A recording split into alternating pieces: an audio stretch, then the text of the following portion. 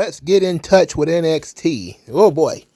February the 20th, 2023. There's only one note, really. Of course, everybody knows Shotzi tore up her leg. We'll talk about that when we get to the main event. But the one note is going to be phenomenal. Our girl Jada Parker has broke through the wrestling bubble and seeped out into the world, where she was featured on World Star Hip Hop and several other huge sites with just her entrance. And everybody is like super excited about her. Unfortunately, she is not featured on this episode of NXT at all. Now, you know they had to pre-tape some things, right? Why not put her in something? I know that, there's probably a bunch of people in NXT, Shawn Michaels and all these guys, they don't understand the significance of this. But when somebody finally gets out of the wrestling bubble, and it's not just somebody that all of us wrestling fans are slobbering over, but like average folk, it's kind of like, damn, what is going on over there? Like, who is that? I want to know more about her. Then she needs to be on the screen, bro. She needs to be doing something. She should be cutting a promo, putting it up on the site. She needs to be doing something, The idea that she is just non-existent on the product after trending for like 3 or 4 days. Her appearance on World Star Hip Hop did 2 million views on their Twitter account. And that's 2 million views just on World Star. Who knows how many millions of views is on the other pages where she ended up getting seen before she got picked up by World Star. It's crazy. And for her to not be featured on this product is crazy. You got wrestling fans that are trying to get other people to watch NXT because she's supposed to be on the show. They're like, oh, if you like her, she's going to be on here on Tuesday at 8 o'clock. And then they turn into this goddamn show and she ain't on here. Sean, what are you doing? This girl needs to be on your show. This is what you should be doing. And look, I'm not saying she should be wrestling. She should be doing something, I don't know. It was just a little error here. They need to learn from their mistakes. Keep this girl in rotation. People want to see her. They want more. They're basically begging for it. I'm begging for it. Okay, let's get into the show. Obafi defeats Lexus King. The match was actually pretty good. Obafi wins with the pop-up powerbomb. Lexus King was slightly distracted by Robert Stone, who had come ringside, but nothing comes of it. He just punched Robert Stone in the face, and that was pretty much it. I'm guessing they're going to continue this Robert Stone, Lexus King Von Wagner business. But Obafi gets a good, clean win. Nothing wrong there. Can't complain. Thea Hale was an interesting piece of business all night. There were several Thea Hale moments. They're really doing a good job with Chase University. So Thea Hale is upset because Riley Osborne has not spoken to her since Valentine's Day. And the reason why he's not speaking to her is because she took JC Jane's advice on playing hard to get and telling him she was a grown-ass woman when he tried to open the door for her, and basically just generally gave her bad dating advice. So in the background, Ariana Grace is listening. She's rubbernecking is what they used to call it. She then, totters on over and gives Thea Hale actually good advice, sensible advice about if a man is interested in you, you should be interested in him. If he opens the door for you, you should thank him. All of this just generally good stuff. There's nothing you could complain about here. JC Jane gets upset, tells her to mind her own business. And then we see that this other stacked young lady, Jasmine Nix, that they called her, she's standing there. I mean, she just on the scene. I have no idea who she is or where she came from. All of a sudden, Ariana Grace, she finds herself in the middle of some Chase U drama, and she ends up having a match. Now, Ariana Grace versus JC Jane. On paper, this is a heel versus heel match because Ariana Grace is not a heel and JC Jane is a heel. Now, Despite the fact that this was set up where Ariana Grace was being the sensible person here, and JC Jane, who has been the savior of Chase University and has, I guess, turned face. I don't know. This is kind of confusing. But they continue to confuse me. Because during the body of the match, JC Jane tries to get Thea Hale to attack Ariana Grace from behind. But she doesn't do it. And neither does Jasmine Nix. They're kind of like, hey, Thea, attack her, hit her, blah, blah, blah, blah. It doesn't work. So then they do it again, where JC Jane distracts the referee, and she's motioning for Thea Hale to punch Ariana Grace from behind. Thea Hale doesn't do it. So then Jasmine Nix shoved her out of the way and blasted Ariana Grace from behind, threw her back in the ring, and JC Jane won the match. This is JC Jane's first match in like 4 months. I can't remember the last time JC Jane wrestled. And it's crazy because she's on this show every single week. And she virtually never wrestles. Okay? Ariana Grace had a great little cape with her that she played with and spun around in. It was great. I love that. The match was solid.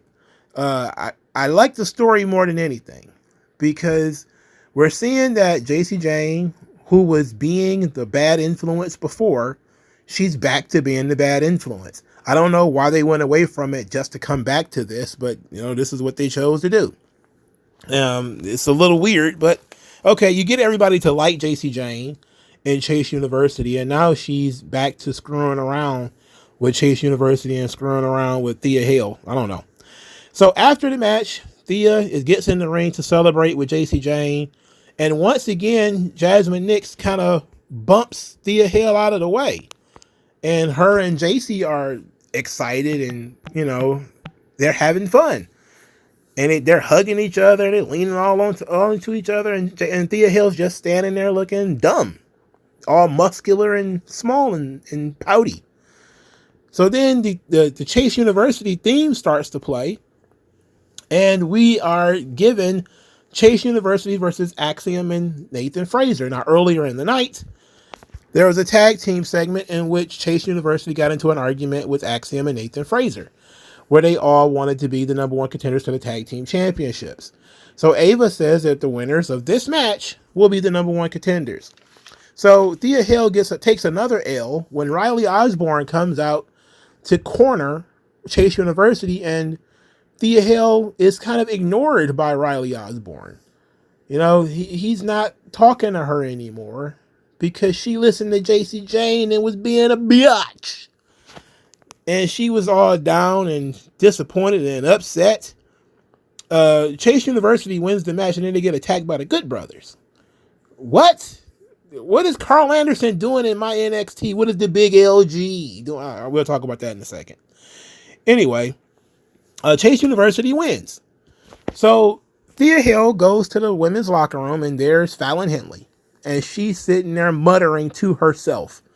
She's very disappointed because earlier in the night, Josh Briggs and Brooks Jensen had a match against each other in which Josh Briggs' mouth was busted open, but he beat the shit out of Brooks Jensen, which included a very botchy, not really connecting lariat to finish the match. The match was kind of boring for my taste. I think it was just a little too long. I think they should have let that thing simmer a little bit more, that feud simmer a little bit more, and then I probably would have been more into the match. But Fallon Henley was very disappointed that these guys were fighting and doing what they were doing. Thea Hale comes into the locker room. She's mopey about Riley Osborne. So the only good thing is that, Chase University has the number one contenders for the tag team titles. So then Fallon Henley listens to her as she spews and, vents about the Riley Osborne date and how things didn't work out. And then Fallon Henley hates Valentine's Day because last year on Valentine's Day, she was dealing with Kiana James and Brooks Jensen being sexually attracted to Kiana James. And that whole shenanigans, I forgot that was like a year ago. Man, that's crazy. But that's what was going on. So then Fallon Henley and Thea Hale walk away, proving that Fallon Henley is likely going to be the positive influence on Thea Hale, while JC Jane maintains being the devil on her shoulder, who's got her dressing all weird and acting all weird. You're going to have Fallon Henley perhaps be the role model, the big sister. I thought that's what she was doing with Ren Sinclair. And that seemed to be short-lived. I need them to be a little bit more focused, you know? Because they seemed like Fallon Henley was very distraught after the whole Ren Sinclair thing. And now she's kind of back to being herself and hanging out with Thea Hill. I guess Thea Hill needs some help, and I guess Fallon Henley's the kind of character that would help. Fallon Henley also looked very hot here. She looked beautiful. I gotta tell you, gotta give the girl credit. She was hot. So Chase U will be wrestling for the tag team titles. Not thrilled about that because we just went there, but something tells me that there's more to it. Also, like the Thea Hill, Riley Osborne, JC Jane stuff. All that stuff is very interesting. Clearly, they're going to use this as a vehicle to push this Jasmine Nix young lady. And they're going to try to maybe have a two-girl toxic attraction kind of gimmick where, because that Jasmine Nix, she's fine. Oh, that girl, fine. Woof. I don't know where she came from. I have no earthly idea where she came. They snuck her on this roster. Is that Jade Gentile, by the way? I think that's who it is. Because I know she's been hanging around in NXT taking a lot of pictures. But Jesus, that girl fine. Also, the Axiom Nathan Fraser Chase U match was too long for me. It just felt very long. Anyway, as we were saying before, they were beat up by the Good Brothers. So the Good Brothers say that they're going to come to NXT. They're going to stay as long as they want. But they've always been terrible students, but they were big fans of the Chase University calendar. I'm surprised that there's nobody out there calling them creeps, because these are two 40-year-old guys, and the calendar was full of girls who are like 22 or 23. So just be prepared for a bunch of guys who will be like, oh, isn't Carl Anderson like 48 and married? He shouldn't be beating off the Chase University calendars. I'm sure they'll be okay. Anyway, they made some jokes about Braun Breaker and Baron Corbin, and then said that they're willing to be Braun's heroes. So my thoughts on the Good Brothers being in NXT is, I don't like them, but you're paying them, so you might as well use them, right?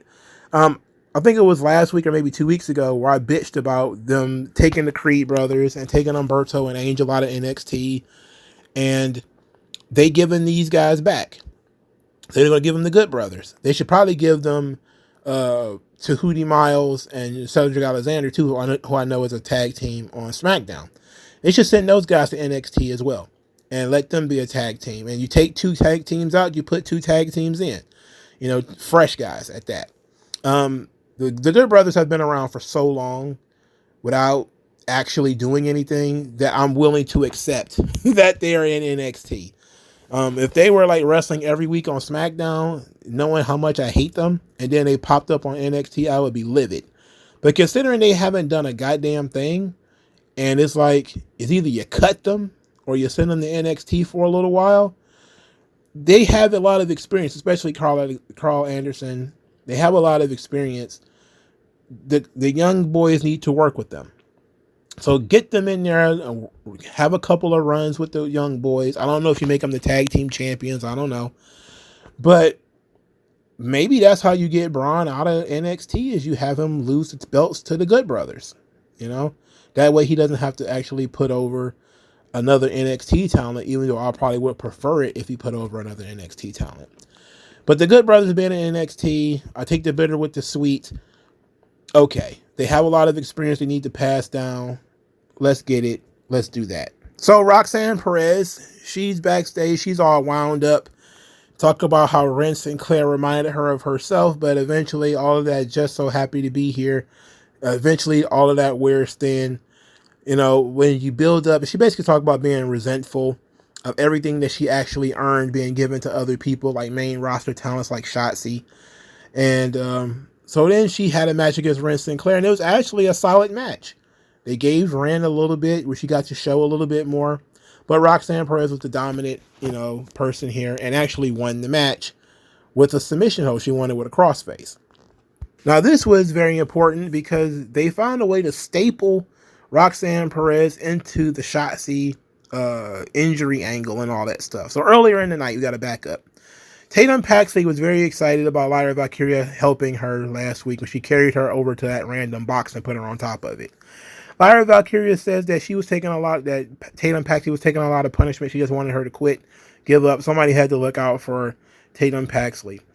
Paxley then volunteered to attack Shotzi and hit her with a pipe or something like that. And Lyra Valkyria says, nope, nope, nope. Don't want you doing that. Then said that she was going to give her a surprise or something if she stayed in the back. So she basically bribed Tatum Paxley to not interfere in the match, and therefore she did so.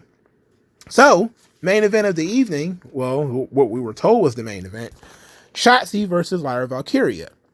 Now, Shotzi was injured about 3 or 4 minutes into the match. She jumped off the ring apron, tore her ACL. She's going to be out for 9 months. 9 of them things. 9 months. That's crazy. Shotzi is approaching injury prone status. It's highly unfortunate. Shotzi would have lost anyway. It doesn't matter. But it's hard because she's constantly hurt and constantly off TV. She's one of these people that they want to do something with her, but every time you turn around, there's a reason why she's not there. I do think she's probably on the bubble of talents that they're probably going to end up cutting. She's still pretty young. I think she's like 30, 31 or something like that. But I don't see how they, without making her into some kind of crazy kind of character, which Triple H doesn't do anymore. Like, he doesn't really have like over the top characters. Like, she probably would have worked out a lot better under Vince, who probably would have played into her love of horror movies and all that kind of stuff. Now they just want to go in there and do matches, and this is what happens when she goes in there and does matches. She's done a lot of crazy spots, but just jumping off the ring apron is what did it here. It's highly unfortunate, really unfortunate. So she's out 9 months. See ya in November. See ya for the Royal Rumble next year, I guess. In any event, Ava decides that the match was promised a championship match, and we're going to get that. So they replaced her with our dear sister, Lash Legend. Now, Lash Legend, earlier in the night, defeated Kalani Jordan in a match that was actually more solid than it had any right to be.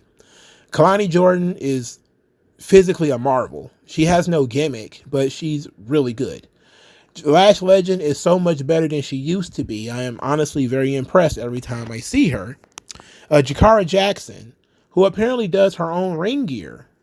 She made her own Majin Buu jacket, which I have to say I'm pretty impressed with. But she just added a little bit of distraction so that Kalani could, have a bitch when she lost. So Lash Legend won. She defeated Kalani Jordan, and she came out to wrestle Lyra Valkyria. Now, they had to call this match on the fly, of course, because Shotzi was injured. So the match was truncated to about 4 or 5 minutes, but Lyra Valkyria still won the match. This was solid. It was a solid enough match between Lash Legend and Lyra Valkyria. I don't think people really bought into Lash Legend being a contender. Clearly, she was just a fill-in. So people were just kind of like, it doesn't matter who comes out because they're not going to win. But they did okay. For it being at the last minute, they didn't do too bad. So it wasn't terrible. The rest of the metaphor we're dealing with the no corner catch crew, the Drew Gulak and his gang. Basically, Noam Dar is approached by them again. He challenged them to a match next week and then asked which one of them he's going to fight. And apparently they have enough stroke where they have what's called a catch clause, where you don't know which one of these guys you're wrestling until all 4 of them enter the ring. So all 4 of them are going to get into the ring, then 3 of them will leave, and then you'll know who you're wrestling. How did they get the stroke to do that, by the way? Ava? Maybe we ought to ask that question. Ava, how can they do this? I mean, they're 4 low card guys. How do they have this ability? Anyway, is Noam Dar supposed to be the babyface in this? Because that was not made clear to me either. Anyway, Joe Gacy is in a straitjacket. He's also locked in a room or something like this. Dijak is talking about using instruments of peace on him, which sounds like a euphemism for torture. He's like going to rip his fingernails off or something like that. Luca Cristofano finds this, Crucifino, I'm sorry. Luca Cristofino finds this guy and says, look, this is illegal. As if Dijak cares. It says, this is illegal. Like, you can't be doing this. You can't be holding that guy hostage. This is illegal. So then Dijak walks off and Joe Gacy's left in the cage with the straitjacket on. I don't know if Crucifino's going to let him out. I thought Crucifino was a heel and he was going to hang out with Don Tony. What happened? What happened? I don't know. Speaking of Tony D'Angelo, Rizzo had an excuse. Oh, I gave it all I had. Stax was like, oh man, I'm so sorry I lost. Tony D'Angelo says, look, we're going to forget all of that stuff. Then he starts saying that they've been playing small ball and it's time to go in a new direction. So he says it's time to really be the Don of NXT. And now it's no more opinions, no more essentially democracy. He is the boss. He's taken over. And it seems like they're going to go with a singles push for Tony D'Angelo, which is long overdue. And since Braun Breaker seems to be leaving, they do need somebody to fill that spot. Tony D'Angelo, perfect. Good. I'm okay with this. They needed to rehab Adriana Rizzo's character, though. She needs to, crack somebody in the head with, a crowbar or something. In any event, so let's move on. Ridge Holland says he can't get the stench of misfortune off of him, and that when he used the chair on Gallus last week, it was a weapon. Says he can't even fight fire with fire, and then says that next week he is going to apologize, whether anybody likes it or not, because the man with the chair was not the man that he is, and he was beating the absolute tar out of Joe Coffey with that chair. So they're trying to tell us that this guy, this Ridge Holland, he wants to be a nice guy, but he can't help himself that he ends up hurting people. That's kind of the direction that we're going in, is that he's kind of what they call heavy-handed. He played too rough. That's Ridge Holland's gimmick, is that you play too rough. Okay, sure. Whatever you say, boss. There's another cryptic video with another saying about, men denying their truth. And this person will be a mirror to their truth. And then there was a broken window or something to that effect. This ain't really working for me because I can't tell what the hints are. If you're going to do something like this, which I definitely suggest you do stuff like this to introduce characters, there should be hints so that we can start getting excited instead of just random quotes on the wall. Okay, that's thanks. But we like to build some anticipation here. So give us a date, give us a countdown, show something that might get people interested or whatever. Just random quotes. If it put together, let's say if it was Bible quotes, or if it was song lyrics or something like that, it would make a little bit more sense where you could start putting it together and build some anticipation. But it just seems to be random. It started with a Japanese proverb, I think. I don't know if these are still Japanese proverbs, but they certainly need to speed this process up just a little bit. All right. The last thing here, of course, is Carmelo Hayes in the chop shop, or what they call the barber shop. And he talked, and it was a pretty good promo. Says that Trick Mello gang began there, and he may be alone, but he ain't lonely. He's there with his pride because he didn't snake his boy. He didn't try to steal from his friend. He didn't try to overshadow his friend. He then says that he always wanted Trick Williams by his side. He wanted to show Trick Williams all the benefits of being a top guy. He wanted to lift Trick up. And he says that, he did all of this stuff for Trick.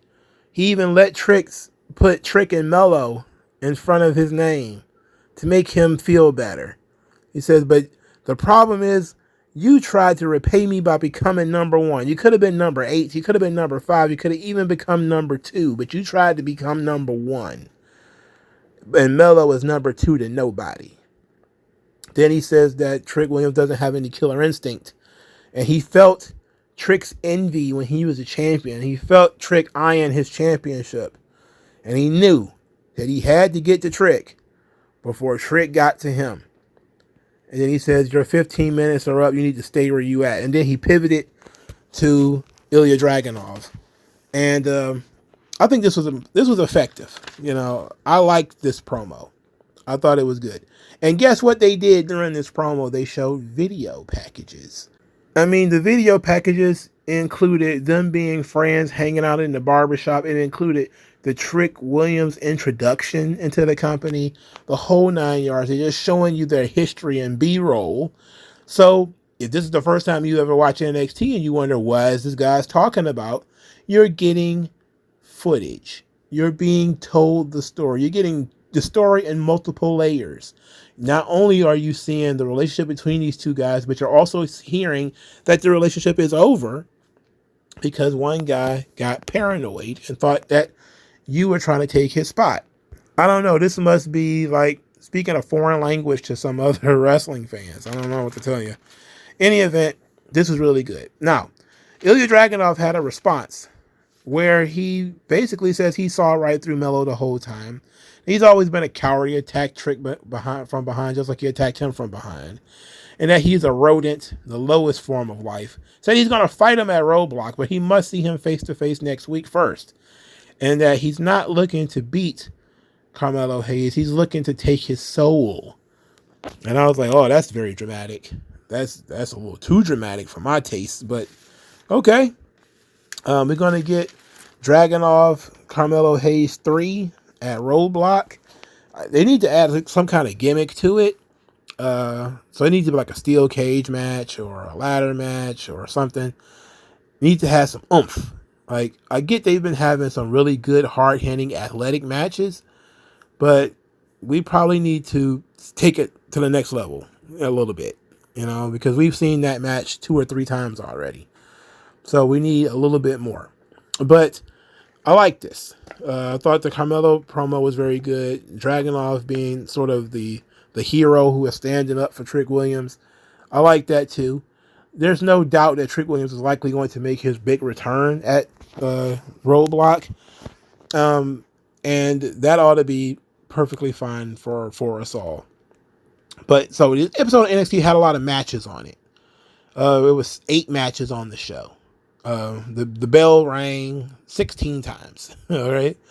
But which is usually too many for me. My only issue on this show was probably that some of the matches were too long. For instance, the Briggs and Jensen match I felt was too long. I also felt that the tag team number 1 contendership match was too long. The Chase University versus Axiom and Nathan Fraser. And too long basically means I'm not emotionally invested in this. Make it quick, you know. And when you don't do that, it's too long. It doesn't matter if the match is 4 minutes. If you're not... there's no investment here or there's no cool factor like some big guy crushing some little guy, make it quick, please, get it over with. And they refuse to do that. I understand they had to fill some time because of injuries, whatever. But the promo segments and the storylines have been very engaging. I'm very interested in the Chase University storyline. That's been the best story in NXT for a while now. The Braun Breaker, Baron Corbin stuff is fine, but I mean, since we already know Braun Breaker is moving on, we're basically looking at how we're going to wrap up his time in NXT. And spending his time wrestling the Good Brothers or Chase University, none of that sounds appealing, especially when he could have had a main event run or something and put over Obafi or put over Tony D'Angelo or somebody like that on his way out. That would have been better. But this is fine too, I guess. Because, you know, Baron Corbin's still there. So, that's all right. But what do you guys think? I know you guys watched NXT. Let me know in the comment section below, and I'll talk to you guys later. Tell me what's worse than learning all that you led to believe was all horse crap. They just